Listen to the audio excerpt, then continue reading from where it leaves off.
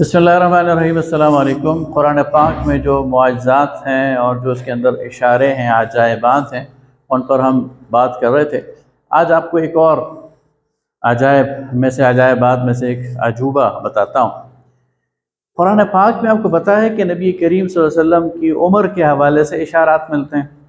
ظاہر ہے کہ اپنی عمر کے حوالے سے خود نبی صلی اللہ علیہ وسلم کو بھی نہیں پتہ تھا کہ آپ کی عمر کتنی ہوگی، لیکن اللہ تعالیٰ نے قرآن پاک میں اس کا اشارہ ہمیں دیا۔ کیسے؟ مثلا اللہ تعالیٰ نے وفات، لفظ فوت، نبی صلی اللہ علیہ وسلم کے حوالے سے قرآن پاک میں 3 جگہ استعمال کیا۔ سورہ یونس میں استعمال ہوا، فرمایا وَإِمَّا نُرِيَنَّكَ بَعْضَ الَّذِي نَعِدُهُمْ أَوْ نَتَوَفَّيَنَّكَ، تو یا کچھ چیزیں جو کہ ہم نے آپ سے وعدہ کیے ہیں ہم آپ کی زندگی میں دکھا دیں گے یا آپ کو فوت کر دیں گے۔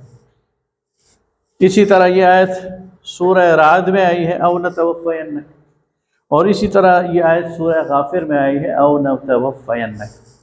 اب آپ انٹرسٹنگلی غور کریں، سورہ یونس کے نمبر 10 ہے، 10،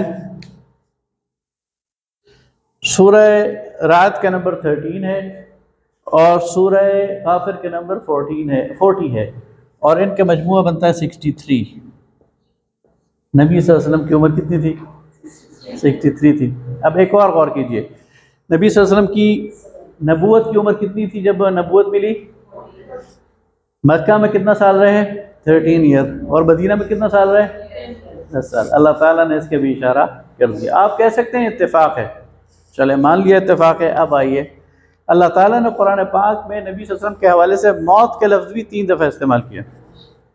وَمَا مُحَمَّدٌ إِلَّا رَسُولٌ أَفَإِن مَاتَ أَوْ قُتِلَ، سورہ آل عمران میں وَمَا جَعَلْنَا الْبَشَرَ مِن قَبْلِكَ الْخُلْدَ أَفَإِن مِتَّ فَهُمُ الْخَالِدُونَ، یہ دوسرا ہے۔ سورہ انبیاء إِنَّكَ مَيِّتٌ وَإِنَّهُمْ مَيِّتُونَ، یہ تیسری دفعہ ہے سورہ روم میں۔ ان تینوں کا نمبر جمع کریں تو یہ بھی 63 بنتا ہے۔ تو یہ اللہ تعالیٰ نے قرآن پاک میں اشارہ دیا ہے کہ نبی صلی اللہ علیہ وسلم کی جو عمر عزیز ہے، عمر مبارک ہے، وہ 63 سال ہوگی، وہ یہاں پر ثابت ہو جاتی ہے۔ وَمَا عَلَيْنَا إِلَّا الْبَلَاغُ۔